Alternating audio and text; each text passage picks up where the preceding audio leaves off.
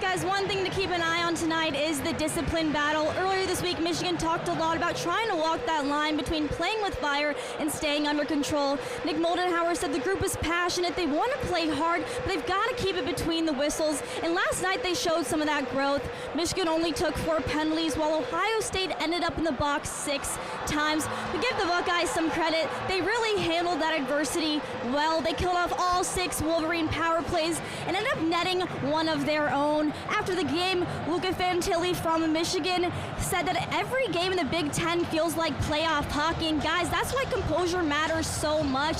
So tonight it's really going to be about who's going to stay sharp when everything gets loud, because in a rivalry like this, emotion is automatic, but discipline, not so much. Back to the booth.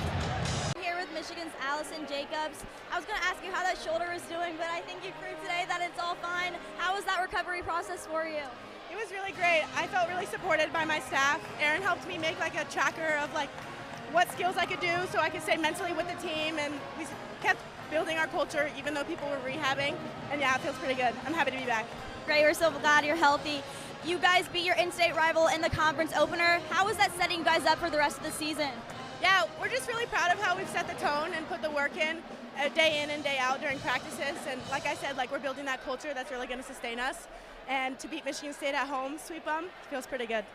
You're a UCLA transfer, and you guys travel over there next week. How excited are you to go and play your old team? And they're in the Big Ten now, not the Pac-12. Yeah, I'm ridiculously excited. I'm most excited to just see like my club and my friends at home and my grandparents that like don't get to come to Michigan for my games. And to be back there, it's just another opportunity to be grateful to play volleyball. Yeah. We're so glad that you're back and healthy. Good luck with the rest of the season. Thank you so much. Thank you. I spoke with Michigan goalkeeper Isaiah Goldson, and he told me the team's super focused heading into this final stretch of the season, coming off that wild win against Northwestern on Friday, where he came up huge with 6 saves in the second half. He said that they're never satisfied with anything less than 3 points. Goldson said preparation each week has really helped him to stay sharp, and he gave credit to the front of his line and said that everything he does in goal is for this team. And just a couple games left before postseason, he said they're taking it one game at a time and trusting their standards in the process they have set up as a group. Guys, I'm down here with USC's Maribel Flores. You guys were about to go in the half of the lead, and then Michigan scored that equalizer in the last minute. What was the talk at halftime? How'd you guys regroup? I think we just needed to keep our composure. We told each other that we were dominating and this was our game, and as long as we continued to play our game and just trust each other and trust in our abilities and work hard defensively, then we were going to come out on top. So that was, yeah. You guys have dominated possession in your past 3 games, but couldn't pull out the win. You dominated again today, but got the job done. What was different tonight?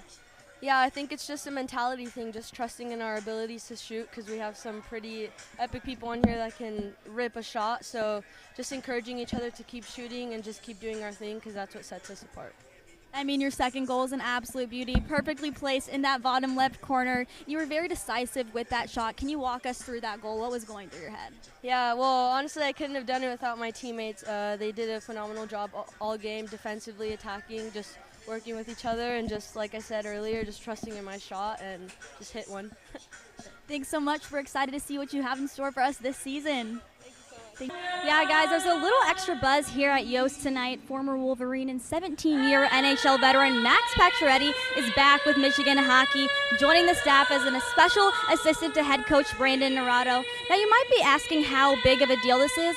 Well, McDonald's once named a burger after him. Yeah, that's right, the Max 67, the only Michigan alum to ever get that kind of fame. Not even Tom Brady pulled that off. But all jokes aside, this is a huge get for the program. Coach Naurato said Pacioretty knows what it takes to lead at the highest level, and his players will learn so much from how he carries himself. And from Pacioretty's perspective, it's a chance to give back to the next generation of Wolverines while being home with his family, coaching his 4 boys, and maybe, just maybe, get another burger named after him here in Ann Arbor. Guys?